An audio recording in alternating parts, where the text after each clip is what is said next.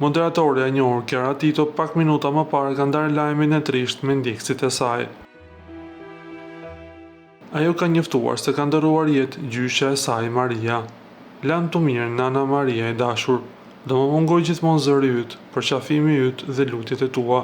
U presh në paqe, ishin disa nga fjalët e Kiara Titos, të cilat ajo i ka publikuar në rrjetin e saj social Instagram, të shoqëruar me 2 foto që mbajnë gjallë kujtimin e gjyshës së saj.